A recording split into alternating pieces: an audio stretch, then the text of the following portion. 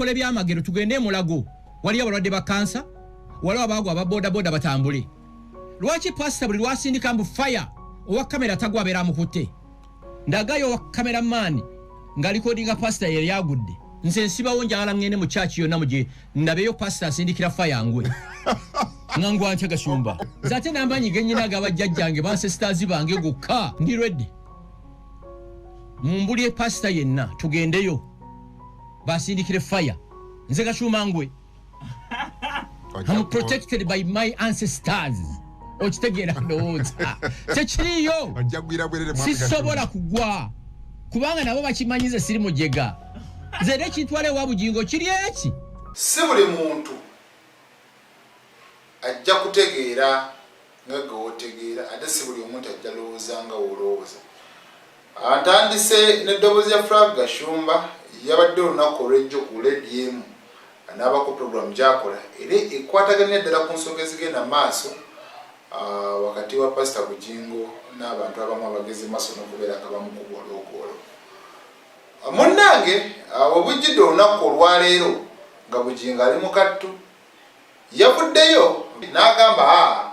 muna mwenna abatabanyizibwa endwadde n'ebirala ngenda kubeera nga mbawa soda soda ono yasobola okubeera nga afika ku mukolo ogwakolebwa nga Salt Media ejaguza okuweza emyaka 10 kati mu mbeera bwetyo abantu bo bakirayo mulala ne bagamba tujja kubeera nga tubikkiriza naye nga abo abayogedde si be babasabirayo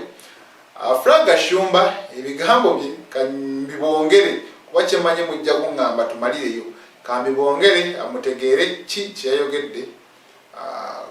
ku pastor ate kati zikyali ndiga mbaata bavudde mu ndiga kati mbaata abagoberezi tosobola bayita mbaata bagoberera pastor kyagamba nti ayogera ne Katonda nga ne Moses tiyayogerako na Katonda mbugase baba mulaba waliwo omujega yagamba abantu ye buli weekend mwabeera ne Katonda abuuka mu ne bava mu ndiga ne bayingira embaata you get it ate kinewunyisa n'abasomyeko ate abantu abasinza okugwagawala ku generation eno basomako naye omusanga atudde agamba nze kungu kino ndayira nga ntya Katonda nze mukyala wange lwali ngamba nti agenze mu night prayer ebintu byajja bisanga waabwe olina kubakerere aleluya no n'ekindi mu mutima gwange akikola ki akimanyi era nze nkugamba kungwe eggulu lino bwe liribeerayo omuntu gw'otasuubira mu ggulu ajja kubeerayo bana abasumba betulaba tebiriyo abasumba endiga omuliro ogunaayokya gino emiyaayu egyerimbika mu linnya lya Yesu gwo enkuba kyazitema mu budongo forest ne mabira eggulu bwe liribeerayo ojja kwewuunya kungu obulokole bikolwa nze kungu ndayira eggulu bwe liribeerayo nja ddigendamu oyo Frank Gashumba naye ate era still olw'okuba nti Bugingo muvandimwe ayina akensuso kyasobodde okubeera nga amukooneramu nti ye musumba ye wakkiririzamu olw'enjiri gy'asomesa enjiri ya Pastor Bugingo eri inspirational transforming obulamu bw'abantu kambuzeyo ekibuuzo wava munaasabirawa night prayer yawa gyabeeramu ate Sudiru Pareria Museveni asula mu night prayer yawa Muhoozi asula mu night prayer yawa ebyo byakijega nze Gashumba nasula mu night prayer ate mu abasajja mbagamba mukyala wo bw'asula mu night prayer lumba house gaalo mu nyumba mukyala wo bw'asula mu night prayer lumba maidi atoli mukwenkalejinga bwenzo obwo ate kirwaki yandeseewo n'agenda mu night prayer okimanyi nti bano abakyala barespectinga bapasito okusinga mmwe mukyala wo bw'akuleka mu night prayer ng'aleseewo kasisita waawaka kalageeko nedda barespectinga nnyo bapasito okusinga amulaba nga Katonda nze Gashumba nti mukyala wange yawadde ekimu eky'ekkumi bannange naye nkitegeera nti yawadde ekimu eky'ekkumi mbasiridde amoyo muwa upkeep ekimu eky'ekkumi mukiwa abanaku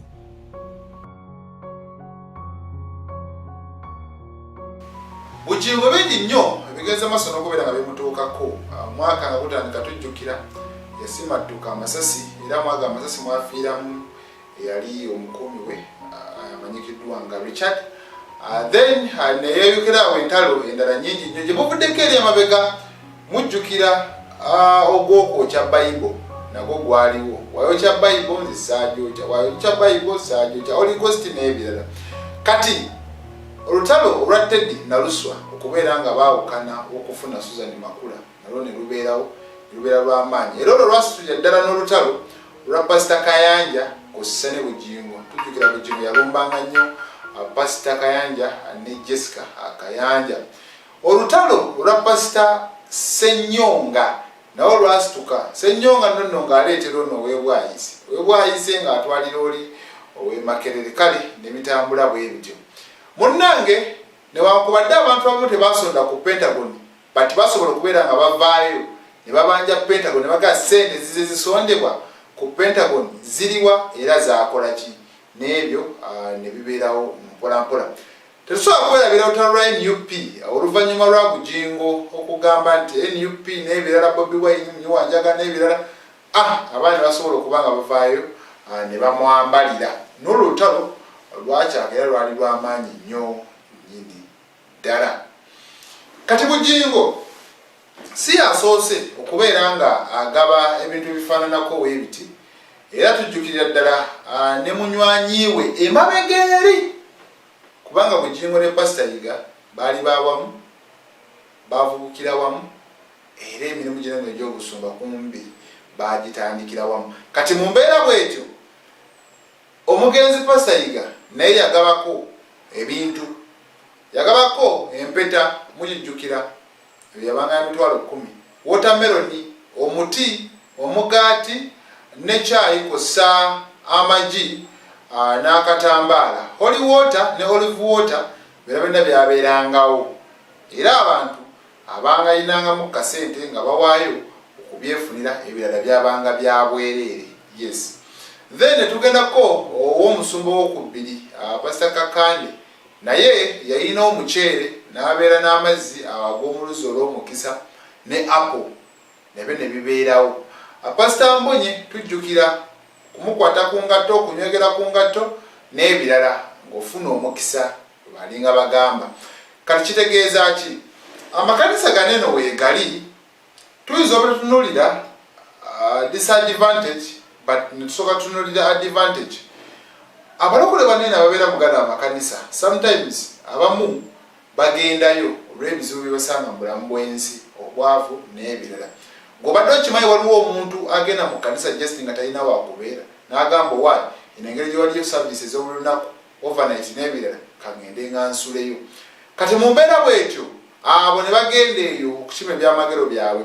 waliwo n'abo abazze boonoona nga bakoze ebikolobero bingi nga bakoze ebibi bingi ne basaba ne bagamba katudde eri Katonda mu kudda eri Katonda tajja kuddayo ng'ali wuwe alondawo ezimu ku kanisa zaalaba mwaja agamba kangende wa Bujingo osanga jinjisobola okubeera kitegeeza ki omuntu abadde ng'akola ebibi abadde atukomya abantu bw'agendeyo n'alokoka well and good okitegeera then abalala babeerawo nga ayina ebbanja ku mutima gwe n'agamba ekyamazima nze ku ssente ze nina okuddiza eri abantu kifuna n'asalawo azeeyo kitegeera n'osanga omuntu ng'ali omu ayina abantu bayamba ground mu mpolampola mu makanisa kati abantu abamu batunulira kinene ekifaananyi ekigazi nti omusumba ayina emmotoka ndiga zonjavu musumba azimba ebizimbe n'ebirala ebyo batunulira ennyo naye ate neno sayidi endala wabeerayo ekituufu ekibeera kikolebwa bayambako okulyowa abantu emyoyo kubanga omuntu singa teyina kkomo nga talina kyatya kolooza bali badde beeyisa batya abamu baali badde babbi naye olw'okuba batunulira ebyo bye basomesa mu bayibuli ne basalawo okukyuka n'okwekkakkanya mu mize gye babeera bagenda mu maaso n'okubeera nga bakola kale amakanisa galina disadvantage ate era galina n'advantage nene nnyo eri abantu kati kyesanganga Bujingo saawa zino eno ezimu ku ntalo zenkubulira nga yaggulawo nnyingi ayina entalo mu byobufuzi ayina entalo mu basumba banne ayina entalo mu community